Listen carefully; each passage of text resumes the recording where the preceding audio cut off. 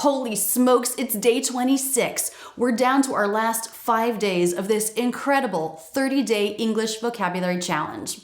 We're learning 105 words from the academic word list with real-life examples, with quizzes, words that will help you have sophisticated English conversations, words you need to know if you're preparing for exams like IELTS or TOEFL. I've been watching the posts you've been making about this challenge. It's incredible, inspiring. Make up a sentence to a word you learn and post it on social. Don't forget to like and subscribe, and don't forget to download the study guide that goes with this 30-day challenge. You can do that by clicking here or the link in the video description. Learn the words, ace the quizzes. You've got this. Today we start with equation. Equation. A noun. In mathematics, a statement that two expressions are equal. He's starting to work out simple equations in school.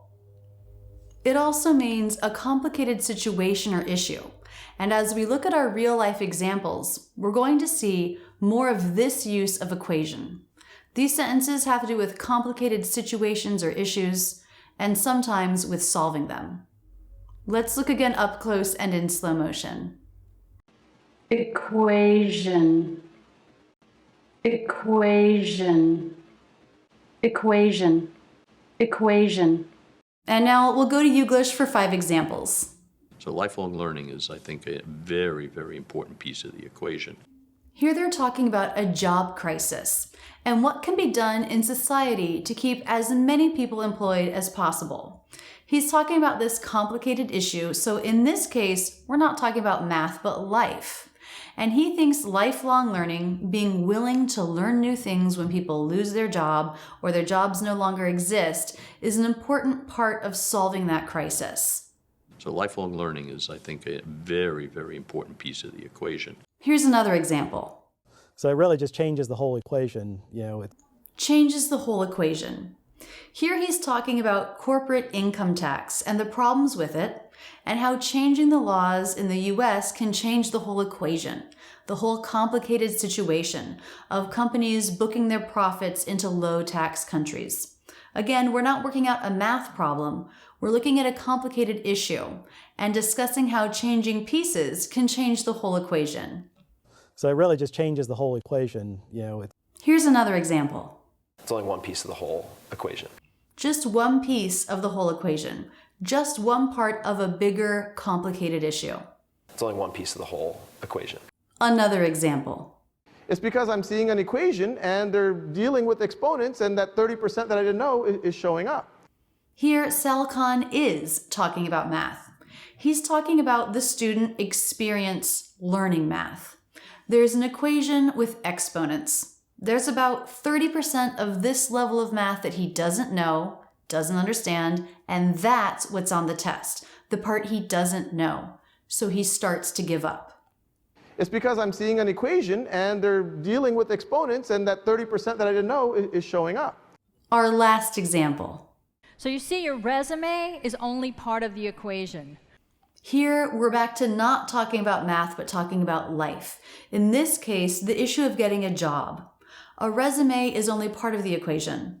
Other things matter. Cover letter, how well you interview, what your references have to say about you, for example. So you see, your resume is only part of the equation. Our next word has 2 pronunciations. As a noun, conduct. As a verb, conduct. Conduct. Conduct. Noun, conduct. The way that a person behaves in a particular place or situation. Eating while teaching is not considered to be professional conduct. As a verb, conduct. Second syllable stress now. To plan and do something. I like the way the company conducts business. Let's look again up close and in slow motion. Conduct. Conduct. Conduct. Conduct. Conduct. Conduct. Conduct. Conduct. And now we'll go to Youglish for 5 examples. And so we have given them the green light to go and conduct research studies. The green light. This means permission. A group of people asked to do research on a particular topic, and their bosses looked at the situation and decided it was a good idea, gave them permission, gave them the green light. If you use this phrase, make sure you're using the, not a. It's not a green light, but to give the green light. They got permission to conduct research, to plan and do a research study. And so we have given them the green light to go and conduct research studies. Here's another example. We have to rethink the way we conduct the public business. Conduct the public business. The way we plan and do public business. We have to rethink the way we conduct the public business. Here's another example. It's the words that you say, the way that you conduct yourself. The way that you conduct yourself. The way you do yourself, how you behave. Are you positive, polite? Do you show up to work on time? Are you trustworthy? Are you always joking? How do you conduct yourself? It's the words that you say, the way that you conduct yourself. Another example. You've held yourselves to a high code of conduct? A code of conduct is a set of rules for how to act. What is your code of conduct? For me, honesty is extremely important.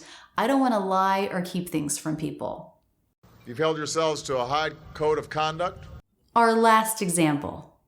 But if they turn it over to student conduct, then they will prosecute. Student conduct. So if you enroll in an American university, you might need to sign a student code of conduct. It will state rules, expectations on how you'll behave, like you won't cheat, you won't drink alcohol on campus, this kind of thing. The rules will vary by university. Student conduct is an office that deals with violations of the code of conduct. In the sample sentence, if someone cheats in class, the professor might report that to student conduct. But if they turn it over to student conduct, then they will prosecute. Our last word today is conclusion. Conclusion. Keep that first syllable really short. You don't need to try to put a vowel in there. Conclusion. A noun, a final decision or judgment, or the last part of something. After thinking about it, we came to the conclusion that we shouldn't buy the tickets. They're just too expensive. Let's look again up close and in slow motion. Conclusion. Conclusion. Conclusion. Conclusion. And now we'll go to Youglish for 5 examples. So that brings us to your conclusion, which I'm going to read. It looks like she's reading an article. The conclusion is the last part of the article where you summarize what you've written, the last thing you want the reader to think about. So that brings us to your conclusion, which I'm going to read. Here's another example. That argument gives a wrong conclusion. Gives the wrong conclusion. This argument leads you to the wrong decision, the wrong judgment. That argument gives a wrong conclusion. Here's another example. So the final conclusion is an optimistic one. The final conclusion. This is a little redundant. There's usually just one conclusion and it's the final decision. So the final conclusion is an optimistic one. Another example. You're trying to work towards a conclusion. Work towards a conclusion. You want a final decision or judgment to be made. You're trying to work towards a conclusion. Our last example. Alexander didn't reach that conclusion at all. Didn't reach that conclusion.